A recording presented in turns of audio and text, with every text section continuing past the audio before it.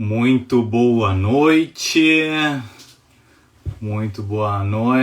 meus amigos do Execução Fiscal em Curso. Estamos iniciando a nossa aula de número 3, desta vez sobre a defesa na execução fiscal. Pessoal chegando, muito boa noite a todos que estão aí prestigiando a nossa live. Vou começar o meu streaming. Estou fazendo transmissão simultânea. O negócio tá chique aqui, né? Como se fala. Estou fazendo já milagre aqui. Em tempo real já fazemos duas atividades. Então, olho no peixe, outro no gato. Muito legal estarmos juntos de novo. Agora tudo funcionando aqui. Alguém me dá um feedback se está legal o áudio, se está tudo ok aí com a nossa transmissão. Alguém me dá um ok aí, Adriano. Muito legal estarmos todos juntos. Muito bem, pessoal, muito bem. Então, vamos começar o nosso assunto. O que acontece? Não, eu idealizei, né, esse treinamento em execuções fiscais. Tudo ok, ótimo, boa noite. Tá, joia, boa noite, muito ok. Então tá tudo certo aí com o nosso áudio, nosso vídeo. E aí, o que acontece? Eu idealizei esse treinamento, né, esse treinamento praticamente completo, porque a gente nunca consegue esgotar todos os assuntos de interesse e palpitantes, que são tantos hoje em dia, né, na execução fiscal. Mas eu queria fazer uma experiência. Uma experiência com vocês, assim, mas é uma experiência de eu como professor. O que acontece? A minha primeira aula de execuções fiscais, olha só que coisa curiosa, a minha primeira aula de execuções fiscais foi no curso preparatório para a magistratura. Nem foi na graduação, não tive isso na graduação. E provavelmente vocês também não tiveram. Se tiveram, que legal, parabéns. Eu não tive. E aí eu tive uma aula. Em uma aula, a professora, que depois vinha ser minha colega na vara de execuções, uma professora excelente, enfim, se aposentou já, e ela deu uma aula. E nesta aula, ela apresentou todo o universo das execuções fiscais. Todo o universo principal. Eu era neófito no assunto, eventualmente alguém que está nos acompanhando aqui também não tem uma grande intimidade ainda com a matéria. Eu quis fazer este projeto assim, para dar uma passada em todos os assuntos, e nós fizemos então 3 aulas, né? 3 aulas. E a primeira foi com esses aspectos mais introdutórios, um pouco mais teóricos, mas já ingressando em alguns assuntos mais presentes assim do cotidiano, importantes para quem está mergulhando aí no universo das execuções fiscais. A aula número 2, que também está gravada aqui para acessar quando for de maior interesse, possibilidade, conveniência, foi um projeto um pouco audacioso da minha parte. Porque eu me propus a conversar com vocês sobre a responsabilidade, sobre o redirecionamento da execução fiscal, que é, assim, um assunto extremamente importante, extremamente grave, complexo, com muitas variações, muitas nuances, repercussões práticas. Foi um desafio.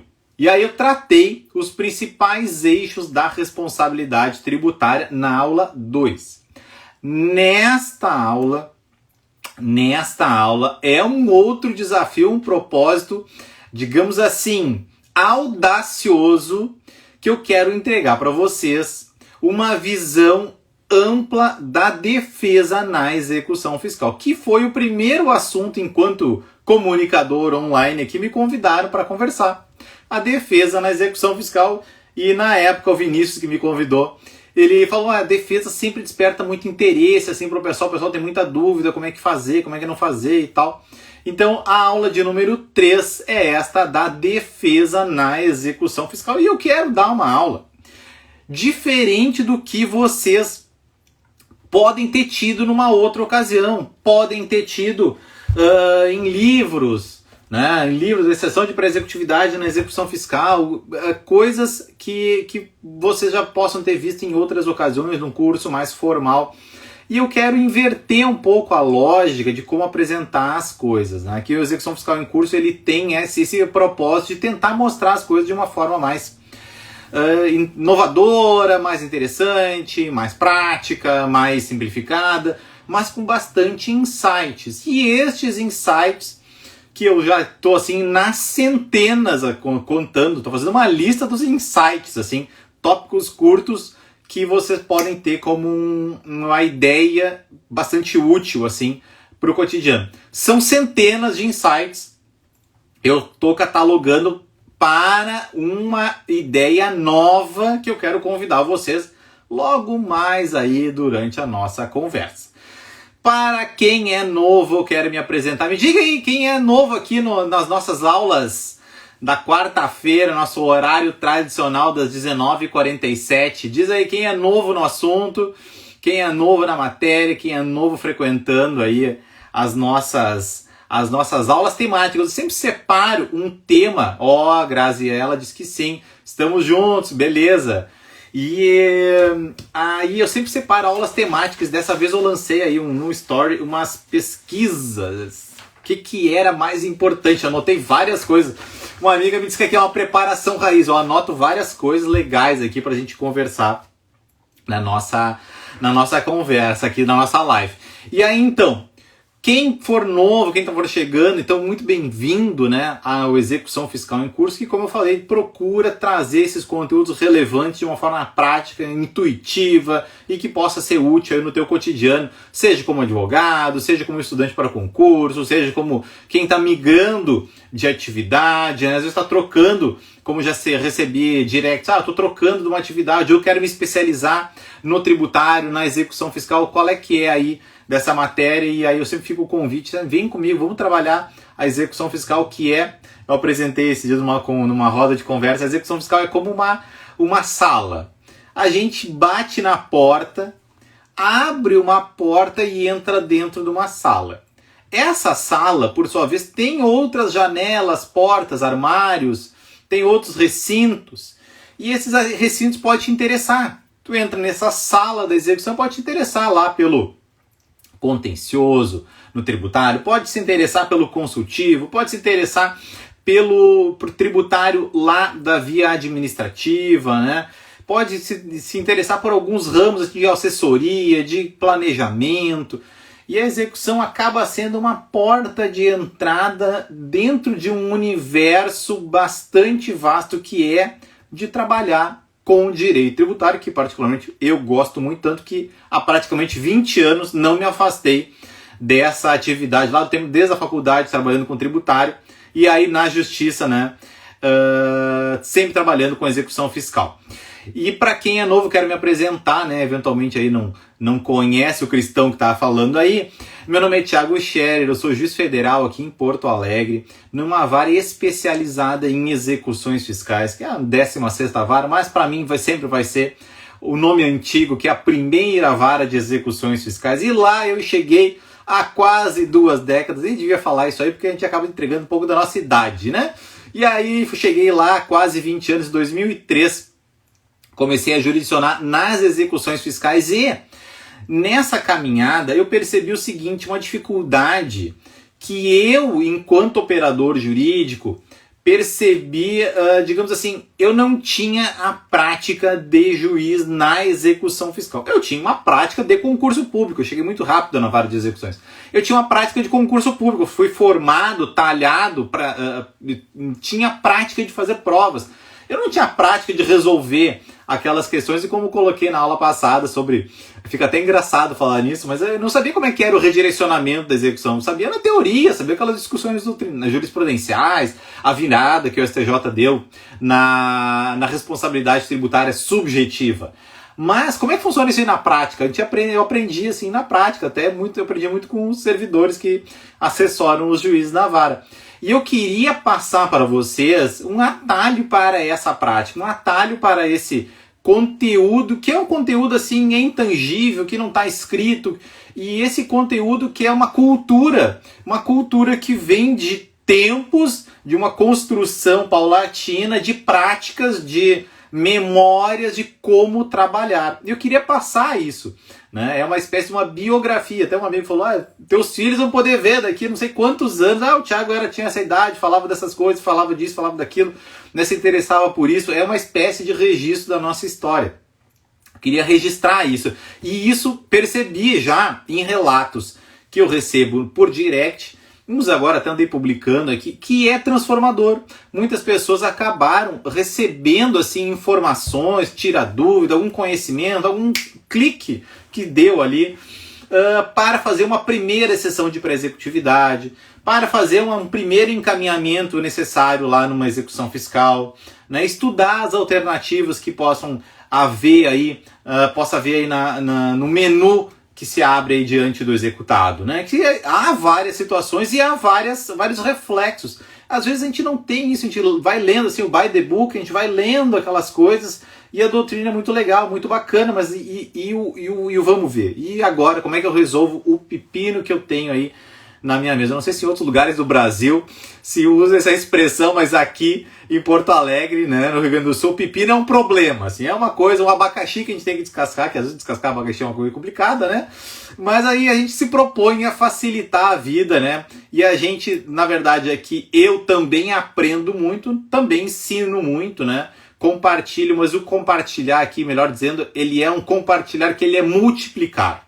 É um compartilhar multiplicar, e eu sou extremamente grato a todos vocês que acompanham as minhas postagens, né? Acompanham a linha que eu procuro apresentar, a forma como eu procuro apresentar, porque o Execução Fiscal Curso nasceu dentro, né, desse momento de crise com um ombro amigo para ambas as partes, né? Para eu falar com vocês e para vocês tentar tirar dúvidas, tentar aprender coisas novas e talvez ganhar uma nova expertise. Então todo o trabalho aqui do Execução Fiscal em Curso gira em torno dessa ideia básica que é de compartilhar / multiplicar os conhecimentos que possam ser úteis aí vocês e todos que já me reportam transformações, reportam assim coisas muito legais. Eu fico muito, muito feliz de receber assim as mensagens, né? Eu consegui fazer a primeira peça dessa forma, né? Consegui, porque uma questão que me chegou esses dias sobre a defesa, vou falar um pouquinho mais dela mais à frente. Como é que eu conto o prazo para isso aqui, né? Numa determinada modalidade de garantia? Digo, olha, eu particularmente como juiz entendo dessa forma, que tem que ser dessa maneira por causa de outras peculiaridades fáticas que normalmente acontecem. Não é bem o que está na lei, mais vale muitas vezes a praxe do que a lei escrita, a lei posta, né? E aí ele reportou depois, só para dar o feedback, consegui, os embargos foram acolhidos e tal, e consegui fazer o que eu queria fazer, então muito obrigado. Então, muito legal isso aí, né? E aí toda essa trajetória de juiz, de professor que eu lecionei já em treinamentos de servidores e para a comunidade externa também, sempre foi nesse sentido. Então, fica o convite para vocês acompanharem sempre as nossas postagens, acompanhar também o nosso canal lá no YouTube, né, Execução Fiscal em Curso. E aí sempre tem novidade. Eu queria falar mais uma coisinha também sobre esse coisa da transformação. E eu lancei um e-book, né, já há 2 meses, praticamente 2 meses, e também a pedido dos seguidores, condensando a prática, e aquilo foi uma experiência muito legal, assim, porque eu fiz uma espécie de uma catarse de tudo que a gente pratica na execução fiscal com relação à prescrição. Então, quem tiver dificuldade com relação à prescrição, nós temos o livro Passo a Passo da Prescrição na Execução Fiscal, o único título do Brasil, não adianta procurar outros. Existem títulos muito bons, doutrinários, teóricos, de referência com relação à prescrição e decadência no direito brasileiro, né? Direito brasileiro e direito tributário. No entanto, não tem nada prático que explica, que costura as pontas especificamente nessa área de trabalho que é a execução fiscal das cobranças tributárias. Eu trabalho um pouco da prescrição fora do direito tributário também, a título de complementação, e para a gente ter um panorama mais amplo, a gente tem que ter uma visão mais ampla das coisas, não pode ficar limitado só a pressão 174 do CTN. Nós precisamos ter uma visão um pouco mais abrangente. Eu sempre me proponho a colocar visões multilaterais das coisas que possam ser úteis, manejadas, né, dependendo da situação, e o Execução Fiscal em Curso está aí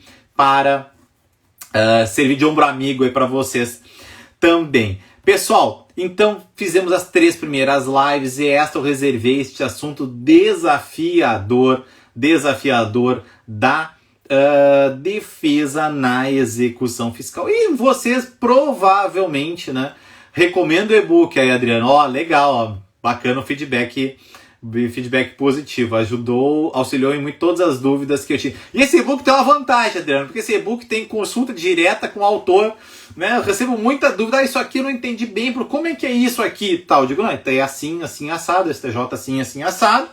Eu não sei se na região do país aí onde vocês moram se fala dessa forma, mas aqui no nosso regionalismo é desse jeito. E aí tá esclarecido, assim, tem um plantão de dúvidas lá do Execução Fiscal em curso. E aí eu reservei esta aula de número 3, desafiadora, para tratar da defesa na execução fiscal. Hoje mesmo fiz um videozinho, porque vocês provavelmente podem ter deparado com uma ideia.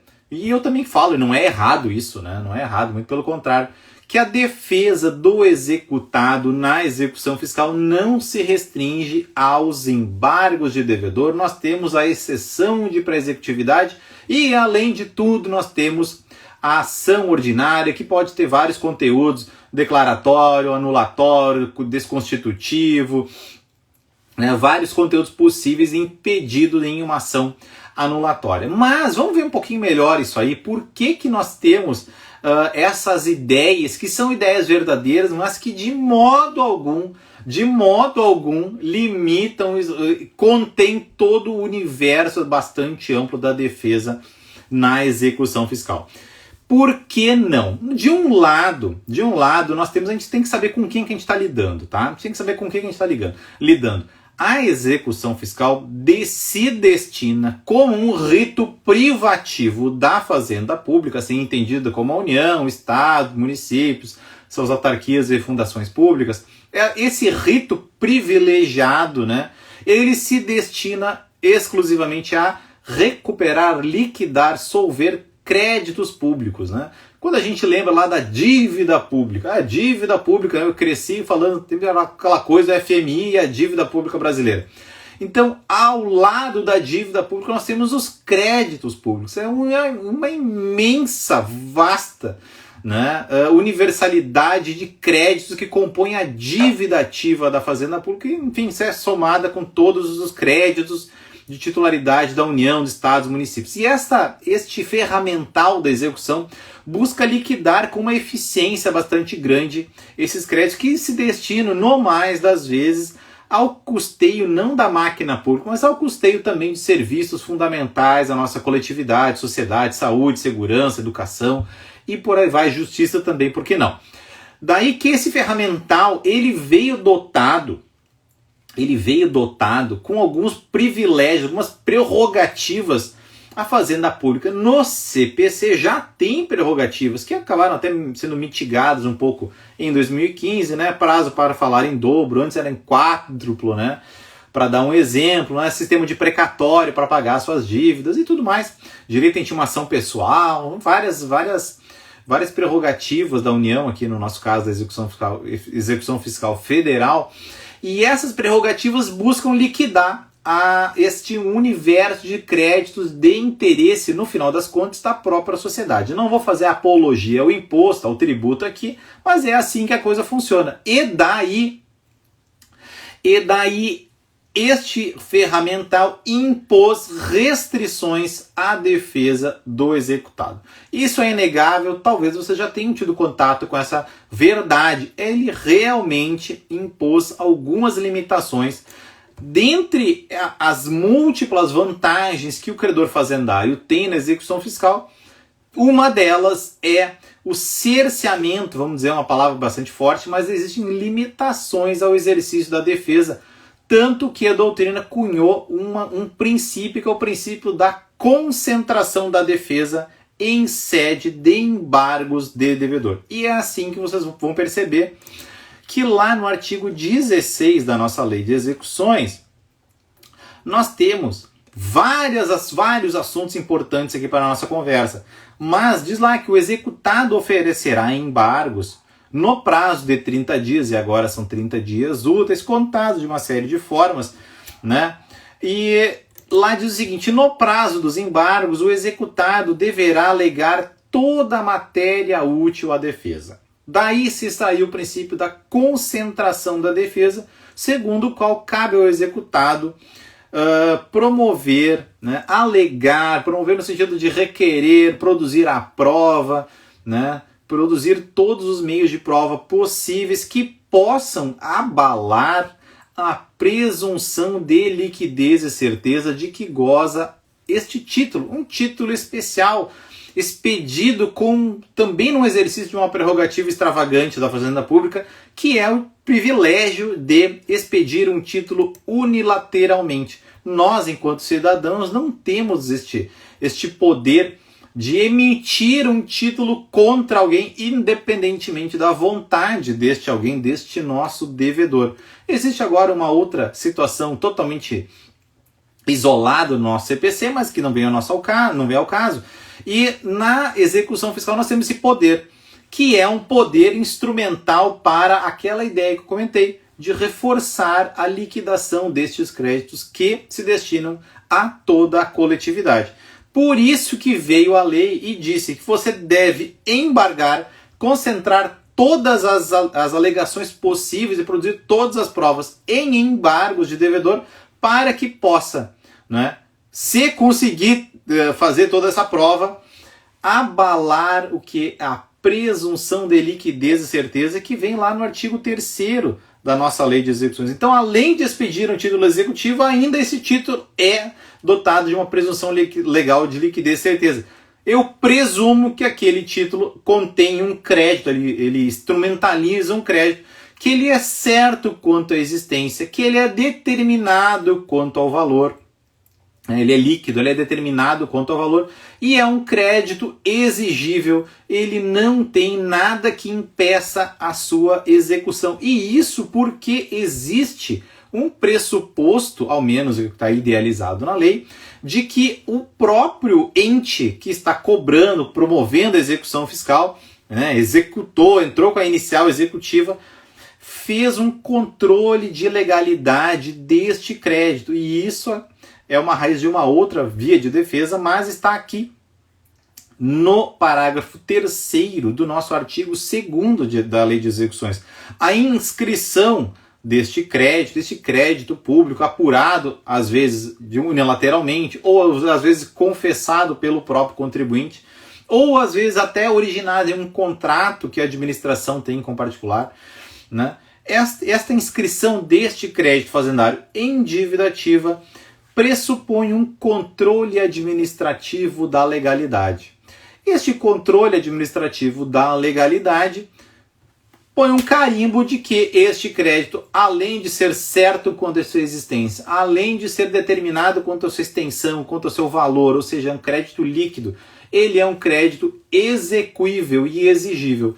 Ele pode ser posto em execução porque não há nada que impeça a sua cobrança. Não existe, por exemplo, uma liminar no mandado de segurança que suspenda a exigibilidade desse crédito. Não existe um depósito numa ação ordinária que suspenda a exigibilidade desse crédito. Não existe um parcelamento que, porventura, suspenda a exigibilidade deste crédito. Eu tenho uma presunção de que aquele crédito pode sim ser cobrado, e daí a doutrina diz que a certidão ela basta em si mesma para demonstrar o crédito. E vejam como isso é pesado para o nosso executado, porque ele precisa lutar contra algo que já vem forte do outro lado. Existe uma espécie de uma quebra de isonomia, porque o executado tem que aí fazer a prova de que ele não deve.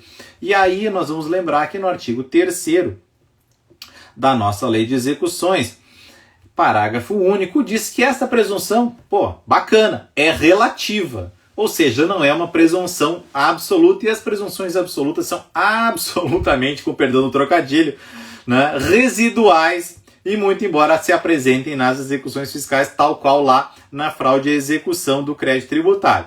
Mas esta presunção é uma presunção relativa, e esta presunção pode ser afastada, iludida, abalada, por uma prova inequívoca. Uma prova inequívoca a cargo do executado. E aí, quando eu falei nas aulas anteriores, eu tenho que saber com quem que eu estou lidando. Quando eu coloco o pezinho na água, eu estou entrando num game aqui praticamente assim, já está 3-0 para o credor, né? Porque ele precisa ou se utilizar da via concentrada dos embargos à execução fiscal, ou se utilizar desta construção que todo mundo conhece, né?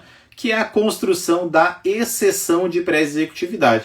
Tiago, a exceção de pré-executividade não tem base legal. Realmente, na nossa lei de execuções, não existe base legal para a oposição da exceção de pré-executividade. Não tem nenhuma autorização legal. E até muito recentemente, não tinha nenhuma letra do ordenamento jurídico que regulamentava o exercício ou utilização, né, da exceção de pré-executividade. Não existia nenhuma passagem do nosso ordenamento até que veio o Código de 2015 e lá deixou nas entrelinhas, né, que as nulidades da execução, né, poderiam ser pronunciadas de ofício pelo juiz ou a requerimento da parte, independentemente de embargos à execução. E aí a doutrina aponta neste parágrafo único do artigo 803 uma espécie de base legal para a exceção de pré-executividade. O nosso Código de Processo Civil de 2015, ele tem como vários diplomas que vieram, a Lei do Mandado de Segurança de 2009 e vários outros que não vêm ao caso, mas o nosso código, em algumas situações, consolidou, ele regulamentou, ele legificou, não sei se eu falei a palavra certa, mas ele tornou lei um entendimento jurisprudencial que já era forte, preponderante, que já era inclusive sumulado. Aí existe agora uma base legal que simplesmente repercute uma construção que foi feita, né? Se alongou durante muitos e muitos anos. Infelizmente ou felizmente, eu sou do tempo que não existia súmula nem nada e ainda se discutia se era possível a exceção de pré-executividade na execução fiscal, porque nós temos o princípio da concentração da defesa, porque nós não temos base legal para a oposição da exceção de pré-executividade ou objeção de pré-executividade. Nós não temos nada disso, então não pode existir decisões conflitantes a este propósito, até que o STJ, deglutindo todas essas situações, emitiu lá, elaborou a súmula 393, consolidando um entendimento jurisprudencial no sentido de que, quando existe uma nulidade evidente da execução fiscal, que o juiz poderia ter reconhecido até mesmo de ofício, né, ele poderia ter constatado, independentemente de manifestação de qualquer das partes, ele diz lá que é possível, né, a exceção de pré-executividade na execução fiscal. Em primeiro lugar, é possível a exceção de pré-executividade. Gente, se eu puder trazer uma prova, uma carta super... Eu já arregacei as mangas. A gente vai puxar uma carta da manga, que é uma carta super trunfo contra a execução fiscal. Se eu tiver uma prova inequívoca, que é o que está idealizado aqui no parágrafo único, eu não poderia opor contra a execução. O STJ disse na súmula 393 que sim, é admissível quanto às matérias conhecíveis de ofício, ou seja, que o julgador poderia prover a respeito delas independentemente de manifestação da parte, condições da ação, pressupostos processuais, nulidade evidente do título, alguma causa de inexigibilidade que possa ser conhecida por mera análise documental, enfim, coisas que possam ser ou simplesmente alegadas, né, ou coisas que o julgador pode bater o olho no documento e realmente aqui não pode prosseguir essa execução. E o STJ impôs apenas uma limitação, que é a da impossibilidade de dilação probatória. Gente, isso aqui é um recorte, é uma fotografia. A construção jurisprudencial, ela veio sendo elaborada paulatinamente em discussões, em testes de o que pode ser manejado em execução fiscal, né, em exceção de pré-executividade. E a gente vem nos últimos anos né, nas últimas décadas até, exercitando essa espécie de um sincretismo entre as atividades de conhecimento e de execução. Vide, por exemplo, o cumprimento de sentença, né, o processo civil sincrético, um processo civil que busca efetivar o direito da parte acima de qualquer outra coisa, né? Um processo civil que está alinhado ao primado da ampla defesa, tal qual está idealizado na execução fiscal. E eu estava lendo um livro, um artigo de um amigo meu, o Andrei Pitten Veloso, até encontrei ele esses dias, por acaso, lá no clube. E aí, o que acontece? A ampla defesa que está na Constituição, ela pode ser regulamentada pela lei ordinária, num sentido, eu posso ter uma lei ordinária que diga como deve ser feita a ampla defesa, ou o contrário, nós temos um princípio constitucional, uma garantia fundamental. Será que não é o ordenamento que tem que correr atrás e buscar efetivar essa ampla defesa? Como que deve ser feito isso aí? Daí que hoje se imagina todo o processamento da defesa sempre com isso em mente. Eu preciso, antes de mais nada, cumprir o processo civil constitucional. Ampla defesa, contraditório, possibilidade de produzir as provas úteis à minha defesa, direito de ser sempre ouvido, direito de recorrer das decisões, direito de peticionar sempre que eu entenda conveniente e necessário o exercício da minha defesa. Daí que todo esse arcabouço constitucional das garantias fundamentais do contribuinte fundamentam eles por si só o exercício dessa defesa incidental, independentemente de penhora, dentro dos próprios autos executivos, observado apenas o limite da dilação probatória. Gente, o que é dilação probatória? A gente pode fazer aqui uma enquete entre nós, nós teríamos vários conceitos diferentes do que é dilação probatória. Eu vou propor a minha experiência com relação à dilação probatória e eu fiquei muito satisfeito quando eu percebi que o STJ chancelou um posicionamento que eu sempre adotei na jurisdição da execução fiscal em muitos anos. Quem eventualmente advogou na vara onde eu atuo pode ter percebido isso. A dilação probatória é a vedação à dilação probatória é o impedimento de eu produzir uma prova que não existe.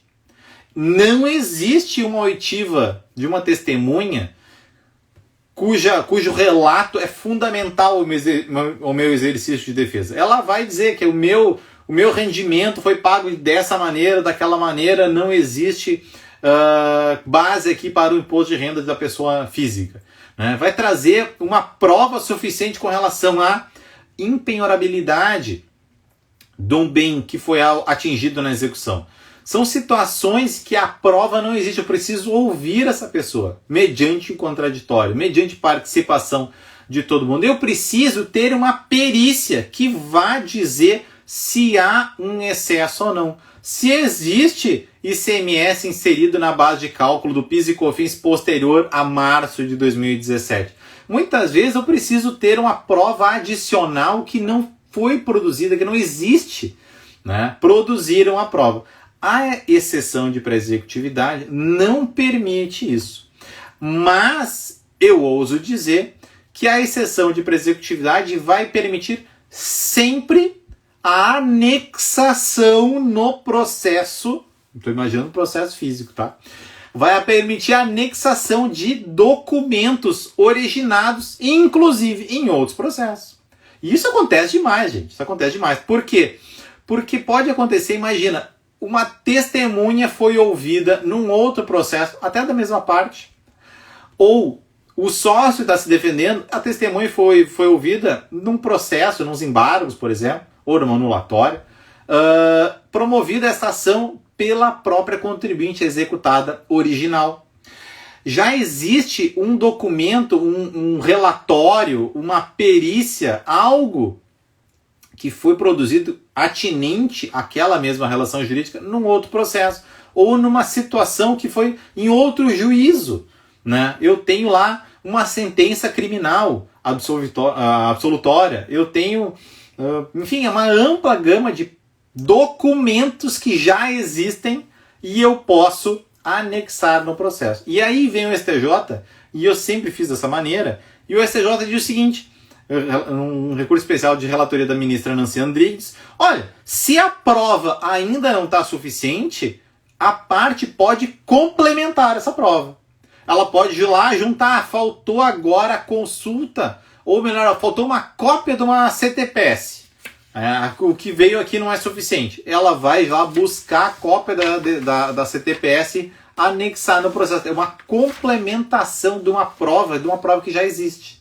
É uma prova que já está à disposição. Ela só não é conhecida nem do julgador, nem das partes. Mas o interessado, e a lei fala aqui em interessado, e o interessado, às vezes, né, do terceiro, nem é exatamente o nosso executado.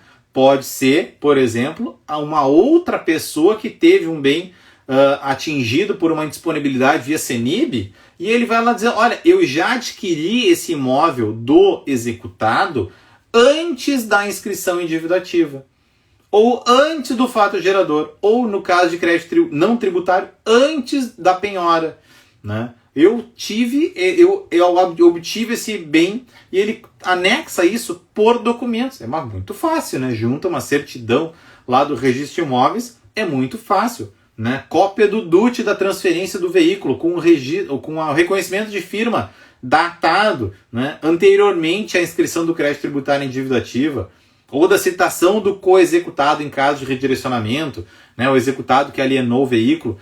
Então são situações documentalmente prováveis, certo? O STJ permite isso, fica esse alerta aí que é bem interessante. E o seguidor me perguntou, afinal de contas, quais são os limites da exceção de presecutividade? A exceção de presecutividade eu dei de presente no dia do advogado e estou reescrevendo agora a segunda edição de um e-book sobre as novas fronteiras da exceção de presecutividade de acordo com o cotidiano, de acordo com o que a gente vê na prática, né?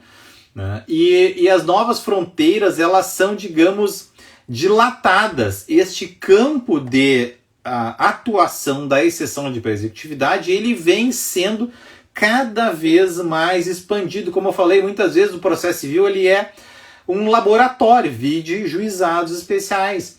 O juizado especial, eu brincava na vara, o Buzaide, que na época era o Código Civil de 72, o Buzaide deve estar se revirando no túmulo quando substituir no juizado. Porque é um grande laboratório de experiências, né, de como se prestar a jurisdição, de como exercer a defesa, de como efetivar o direito das partes. O juizado é sempre, para mim, o maior exemplo disso, desse laboratório de boas práticas. E o processo civil como um todo absorveu essa cultura, né? Tanto de se buscar um processo civil cada vez mais coletivo, mas de buscar soluções que realmente prestigiem o direito da parte. A exceção de presecutividade é mais um exemplo, porque este limite que era nulidade do título executivo, pressupostos processuais, condições da ação. Se é o João nosso devedor, eu não posso executar contra o José. Se é o João o devedor, eu não posso executar o João e a ABC metalúrgica. Ou o contrário, né, como acontecia muitas vezes. Né? Situações em que eu poderia constatar de uma forma muito rápida ou com mera juntada documental uma ilegitimidade da parte ou uma falta de interesse processual. Isso se confunde muito com o mérito propriamente do crédito, mas um exemplo, a falta de exigibilidade do crédito. Antes mesmo de ser citado, doutor, eu parcelei este crédito. O parcelamento é uma causa de suspensão da exigibilidade, ou seja, eu não tenho condição de executar aquilo.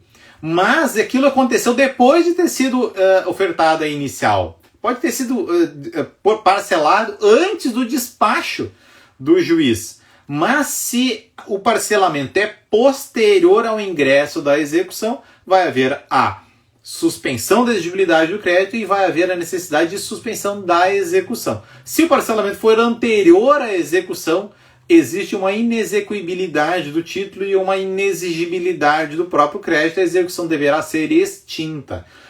Isso tudo o que o executado pode demonstrar de plano. Existe uma falta de interesse processual para a execução porque o crédito está parcelado, está suspensa a exigibilidade do crédito. Mera documentação. Análise de pressupostos processuais e condições de ação. Pressuposto processual da execução, um título líquido, certo e válido, né? Líquido, certo e exigível e também exequível.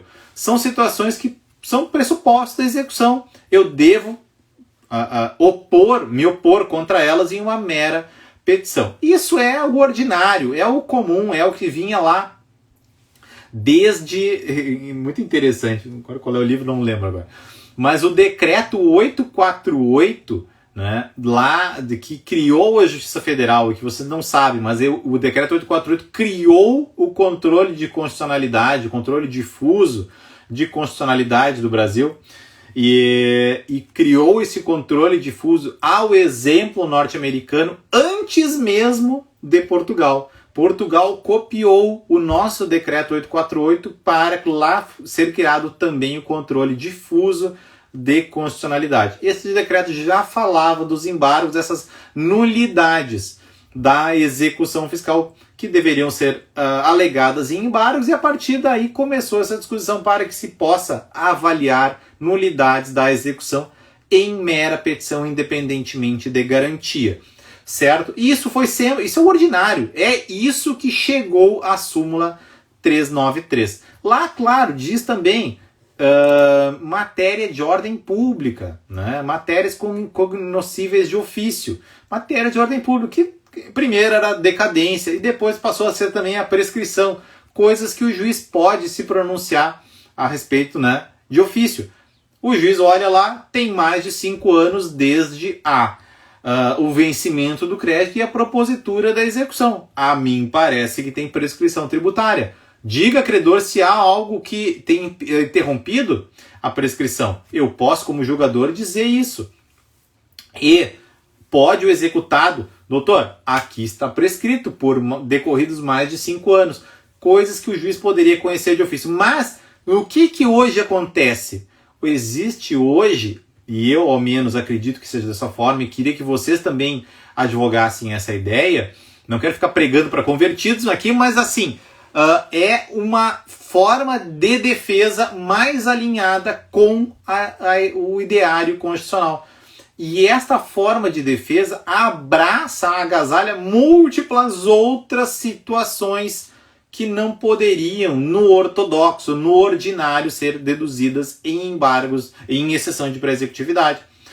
Por exemplo, eu descobri que o processo administrativo do qual deveria ter sido originado o crédito não existe.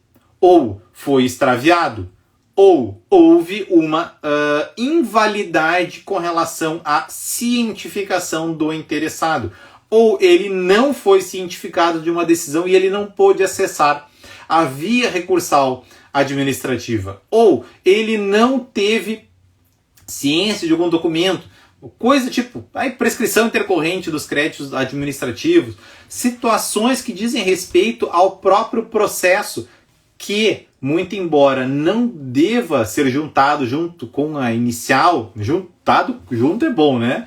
Estou trocando as palavras, mas assim, não é necessário, né, se trazer cópia do processo administrativo com a inicial executiva. Por quê? Porque, quando a gente está tratando de execução fiscal, a certidão basta em si mesma. Não há necessidade disso.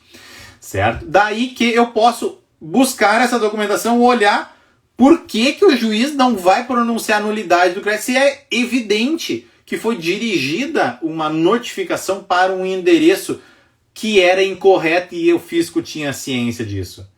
Por que eu não posso conhecer disso numa prova inequívoca, né? Não existe outra prova que vai fazer, né, com relação ao processamento do expediente administrativo. Eu vou olhar o processo administrativo. É lá que está documentado. Ou está lá ou não está em lugar nenhum, né?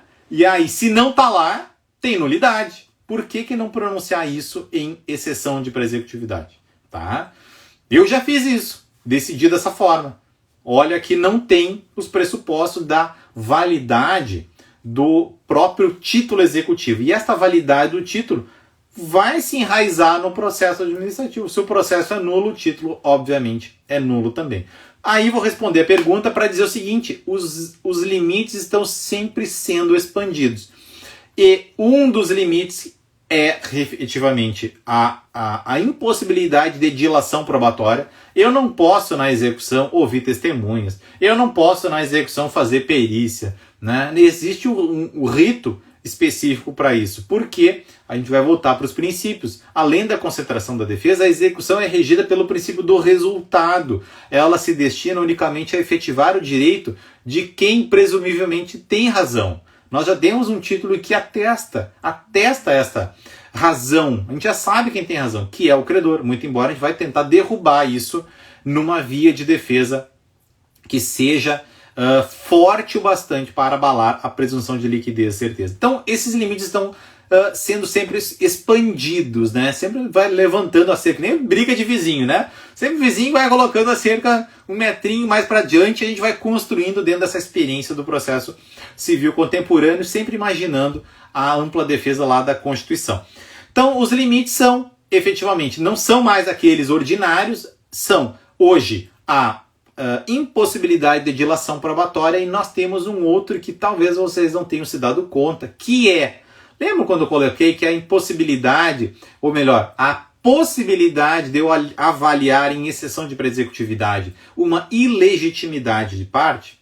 Nós temos um crédito tributário contra a Metalúrgica ABC. Estou chutando o nome, tá? Não é parte de ninguém, não é processo que está tramitando, eu só invento assim, sempre uso isso aí nas provas de sentença, dou para os alunos fazer isso aí.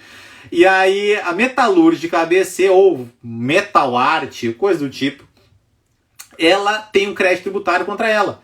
Mas o fisco foi lá e lançou, melhor dizendo, expediu a CDA e colocou o nome do sócio, o João, que é o sócio administrador da empresa, tá? Gente, as perguntas eu vou retomar logo mais adiante, tá? Quem fez algumas perguntas, quando foi intimado para o processo e ele não fez recurso, ele pode ser prejudicado na execução sob a alegação?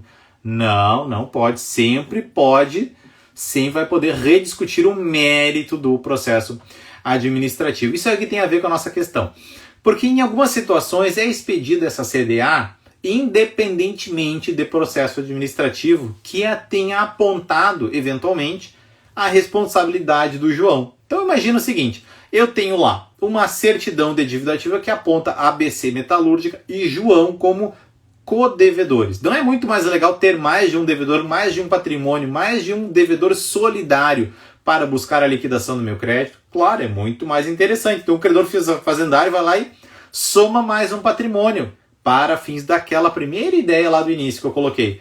Reforçar os instrumentos para a liquidação dos créditos fazendários, certo? Então coloca mais um devedor, nós temos codevedores solidários na execução fiscal. O colega diz, se não houve o processo administrativo, não houve uma intimação no processo administrativo, não tem nulidade? Sim, poderia haver nulidade no processo administrativo. Nesse nosso exemplo, nem houve processo administrativo em que poderia ter sido apurada a responsabilidade do João, tá? E aí nós temos uma CDA com 2 devedores. Vem o STJ e diz em repetitivo isso. Na minha muito modesta opinião, é um grande erro dizer que o apontamento do devedor, quando a CDA apresenta o devedor e nisso reside presunção de liquidez e certeza, ou seja, o devedor é devedor daquele montante da CDA e é certo que é devedor, né, com presunção relativa, mas de certeza disso, esta palavrinha devedor compreende também o codevedor. E se nós temos um codevedor, com presunção também com relação a este codevedor. Ou seja, ele é devedor solidário junto com o ABC Metalúrgica. E vem o STJ, diz mais, que não é apenas presunção com relação à corresponsabilidade do nosso codevedor. Existe também a impossibilidade dele rediscutir isso em exceção de pré-executividade.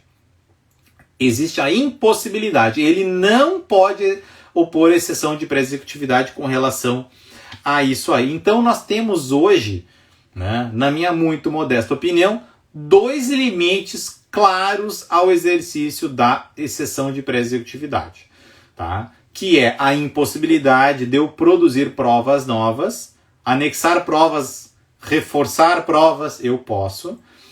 Eu não posso tampouco discutir a responsabilidade do codevedor que está na CDA. Isso, se ele está na CDA, ele vai precisar opor embargos de devedor. Então, são 2 limites que nós encontramos dispersos, desconectados, tá? Mas que eles fazem sentido dentro deste universo que é o da tentar impulsionar a exceção de pré-executividade, certo? Todos os demais conteúdos, né, são virtualmente possíveis em exceção de pré-executividade. Eu poderia discutir, na modesta opinião, liquidez do crédito, né, rigidez do título com relação à base legal, né? Existem possibilidades e agora a tese do século na execução fiscal vai repercutir nisso. Existe ou não nulidade da CDA pelo mero apontamento de PIS ou COFINS posterior a março de 2017, né, com relação a um contribuinte que é contribuinte do ICMS, ou seja, ele paga ICMS, ele soma esse ICMS lá na sua base de cálculo do PIS e COFINS e vem o Supremo agora dizer que não, que tem que ser excluído. Existe nulidade com relação a isso ou não. Eu, no passado, fiquei meio voz isolada com relação à Lei 9718, que ampliou a base do PIS e da COFINS de faturamento para a receita bruta. Eu entendia que havia nulidade nisso. No entanto, não foi o que preponderou. O STJ em repetitivo disse que não. Pela mera existência desta base legal não há nulidade, mas sempre é uma vertente que pode ser eventualmente suscitada em exceção, mormente se há demonstração por prova inequívoca. Ainda é uma coisa que tem que ser exercitado nesse laboratório das defesas e cabe aos advogados levar esses temas, né, levar esses temas adiante. Como sabe, mero cálculo matemático não poderia implicar nulidade da CDA. O mero cálculo, esse é um ponto interessante. A liquidez da CDA não é afastada, não é abalada nas situações em que o crédito é indexado a uma taxa de juros, quando ele é corrigido por índice que está lá constante da CDA, com seus termos inicial, forma de cálculo, enfim, base legal. E esta validade, essa liquidez da CDA não é afastada pela necessidade de se decotar o título por um mero cálculo aritmético.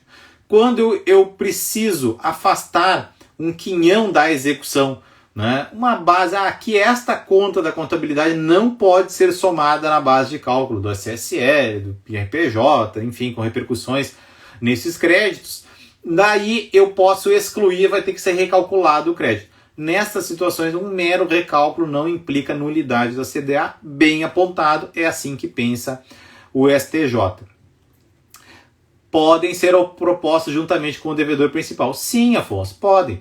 Porque é o seguinte, o codevedor ele pode defender o seu interesse próprio e a empresa defender o seu interesse próprio na mesma ação de embargo, por exemplo, discutindo a validade da própria CDA, certo? Mas o que não pode é discutir o interesse do outro, como a gente vê com o erro, anotem isso para não errar. Situação em que o devedor, a executada, vem defendendo o interesse do codevedor, do redirecionado, do João, por exemplo, ao qual foi redirecionada a execução fiscal. O João não pode ser defendido pela ABC Metalúrgica e o contrário também, tá? Existe ilegitimidade nesse ponto e às vezes a gente percebe erros erros nisso aí. Então a exceção ganhou mais fôlego e os embargos é a rainha da defesa, na execução fiscal. E os embargos, como é que eu oponho os meus embargos, né? Como é que eu conto, afinal de contas, o meu prazo para embargar? E antes disso, Tiago, existe a necessidade de garantia do juízo para embargar? Gente, isso aqui é um assunto para uma aula completa de 3 horas para discutir exatamente esse assunto, mas em rápidas pinceladas é o seguinte. Houve um tempo em que o CPC, tudo tem uma razão de ser e tudo se explica em perspectiva. Por isso eu fico muito satisfeito que por ter vivido essas coisas, na carne eu posso explicar assim com bastante veracidade, assim, né? Porque o que acontece? Olha, até 2006 existia no CPC de 73 a regra pela qual os embargos tinham efeito suspensivo. Tá? E aí vocês vão imaginar, lá no artigo 1º da nossa lei de execuções nós temos a aplicação subsidiária do CPC nas execuções fiscais. Muito bem, a lei de execuções não traz previsão específica, não regulamenta o efeito suspensivo na execução fiscal. E daí? Nós vamos aplicar a norma de forma supletiva, né, complementar do CPC. E o CPC dizia, os embargos têm efeito suspensivo. Veio a reforma, disse, os embargos não têm efeito suspensivo. Para ter efeito suspensivo, você vai precisar garantia plena. Você vai precisar risco de ineficácia da medida ser concedida ao final do processo, ou lesão de difícil reparação, ou, melhor dizendo, e ainda garantia, risco e ainda a plausibilidade das alegações da inicial dos embargos. E aí eu preciso apresentar, né, razões fortes e garantia para ter direito ao efeito suspensivo. E os embargos na execução fiscal beberam desta fonte, né, por não ter regulamentação específica. Não adianta esgrimir com o artigo 18, 19, que não opostos embargos, não é o que está lá posto, e preponderou a regra do CPC. Eu preciso ter garantia plena, penhora integral do montante da execução. Eu preciso ter o risco de prosseguimento da execução fiscal causando um prejuízo irreparável ou de difícil reparação para o nosso executado. E além disso, eu preciso ter a verossimilhança, a plausibilidade das alegações trazidas na inicial executiva, dos embargos, certo? São várias perguntas, estão correndo, eu não estou conseguindo ver todas elas. Então nós temos esses 3 requisitos e nós temos sim a necessidade de garantia para a oposição de embargos. Existem situações em que a garantia não é plena, claro, situações em que a penhora é de pequeno valor, ou penhora que pode ser irrisória. O STJ não ressalva a penhora irrisória. Nenhum bem, por ínfimo que seja, vai ser afastado na execução. Então, uma execução de 100 mil reais, eu tenho penhora de uma bicicleta, uma barra forte, acho que era Monarch, ou era Caloi, acho que era Monarch na época. Uma barra forte Monarch, me corrija se eu estou errado. Uma penhora de uma barra forte vale 300 reais, talvez valha mais. Mas eu, para prosseguir esta execução, eu preciso dar o direito do executado embargar. E embargar toda a execução, certo? Então é uma situação em que uma penhora que pode ser irrisória, ainda assim não é afastada da execução e abre prazo para embargar. Entendimento do STJ. Então, aí, por exemplo, uma penhora de uma pequena coisa, muitas vezes oportuniza o prazo para embargar. O STJ teve um julgado lá que é totalmente isolado, em que confundia, misturava requisitos da gratuidade da justiça com requisitos, né, para opor embargos. O devedor hipossuficiente, que não tem bens suficientes, ele pode, né, opor os seus embargos independentemente de garantia, mas naquele caso tinha uma garantiazinha parcial, então vamos dar direito de embargar. Então uma situação que acabou misturando, tá? Mas o preto no branco é um repetitivo do STJ que hoje ainda exige, né, a garantia, mesmo insuficiente, para que o executado oponha os seus embargos de devedor. Eu não tenho garantia, eu perdi o prazo, eu não tenho nada, né? Eu não tem mais nada que eu possa fazer. Sim, eu tenho direito de ajuizar sempre uma ação de procedimento comum ordinário, discutindo amplamente vários aspectos que podem, inclusive, não ter sido, não se poderia discutir numa ação de embargo de devedor, porque os embargos têm natureza de ação. E eu vou dar um exemplo, só para chocar vocês. Eu poderia ter um pedido repetitório numa ação contra a execução fiscal. É possível eu discutir um crédito que está sendo objeto da execução e, além disso, pedir a repetição de um indébito que eu paguei ou tive compensado administrativamente, né, por erro da administração, por um mau julgamento da causa, por uma nulidade do próprio entendimento da Fazenda Pública. Então, o universo não se restringe, ainda tem muita outra coisa que, infelizmente, o nosso limite de tempo, nós temos embargos infringentes, nós temos, né, correição parcial, nós temos conflito de competência, nós temos mais, o que mais eu anotei? Tem mais várias outras maneiras de acelerar, né, os processos, enfim, coisas diferentes que estão fora aí do nosso trivial, mas o tempo já está extrapolando e eu quero convidar vocês. A gente falou aqui bastante sobre, né, assuntos da defesa discutindo fora da caixa, tá? Eu sempre quero colocar conceitos fora do trivial, fora da caixa. E eu queria convidar vocês para uma outra experiência, para daí sim nós mergulharmos em uma visão da execução fiscal destes assuntos com insights mais poderosos ainda do que estes destas 3 primeiras aulas. Na próxima quarta-feira, tá? Às 19 horas, eu vou dar uma aula num curso que é o nosso Bootcamp tributário, nosso Bootcamp em execução fiscal. É um treinamento completo em execução fiscal com relação a estes mesmos assuntos, mas com insights ainda mais poderosos e fora do que está nos livros, fora do que está, né, naquela ortodoxia de pegar o manual e não conseguir resolver os problemas práticos, certo, pessoal? Eu vou deixar um link da nossa bio aqui, o convite para vocês se inscreverem pelo nosso curso. É um preço simbólico, tá? É simbólico pela densidade de conteúdos que vocês vão receber nesse curso. Eu vou gravar esse curso ao vivo, tá? Com a presença de vocês, e vocês vão ter possibilidade, obviamente, de acessar quantas vezes quiser, quantas vezes for necessário, em horários de maior conveniência, como são as nossas práticas aqui, certo? No final aí vai estar disponível o link da nossa Bia Prática na Veia. É exatamente isso, pessoal. Eu quero me desculpar que fizeram tantas perguntas, até uns textos um pouco longos, e eles vão manda logo o link. Já tá vai estar na bio, mas espera um pouquinho, já vai estar lá. E os textos são longos e a passando é difícil eu manter o raciocínio e ler todos os comentários para não perder, não ficar assim entrecortado para vocês.